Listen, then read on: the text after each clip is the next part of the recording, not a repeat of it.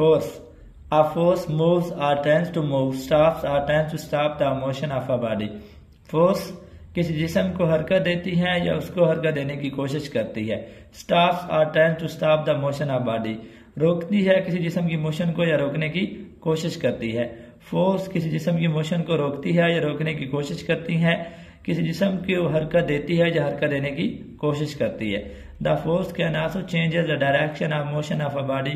Force किसी भी जिस्म की मोशन की डायरेक्शन को भी तब्दील करती है. It can change the direction of motion of a body. S I unit of force.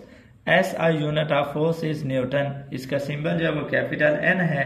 According to Newton cycle of motion F is equal to M A. न्यूटन के दूसरे कानून के मुताबिक हम जानते हैं कि एफ बराबर होता है एम ए के. If M is equal to 1 kg, acceleration equal to 1 metre per second square, then force acting on the body will be equal to 1 Newton.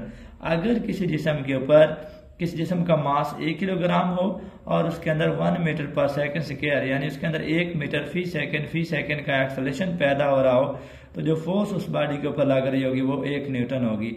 Thus, a force of 1 Newton can be expressed as 1 Newton की force को हम इस तरीके से भी लिख सकते हैं.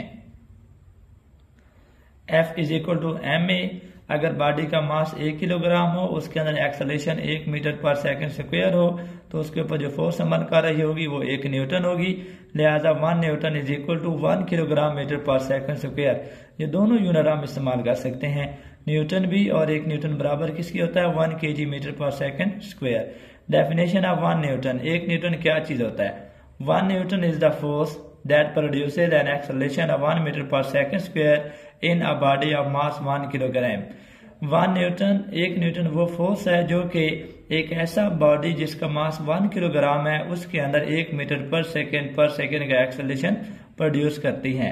1 newton is the force. 1 newton वो फोर्स है that produces an acceleration of 1 metre per second square जो कि 1 मीटर पर सेकंड स्क्वायर का एक्सेलरेशन प्रोड्यूस करती है इन अ बॉडी एक ऐसे जिस्म में जिसका मास 1 किलोग्राम हो.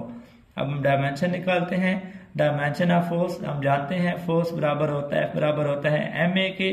फोर्स की डायमेंशन बराबर आएगी मास की डायमेंशन जो कि बड़ा एम है, एक्सेलरेशन की डायमेंशन जो कि एल टी की पावर -2 है.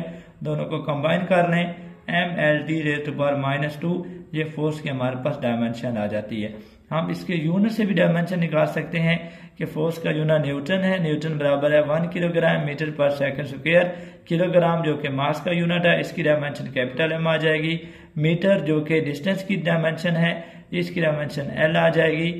और एस की पावर -2. एस सेकंड है, टाइम का यूनिट है, तो टाइम की डायमेंशन कैपिटल टी है, तो लिहाजा फोर्स की डायमेंशन बन जाती है M L T raise to power -2.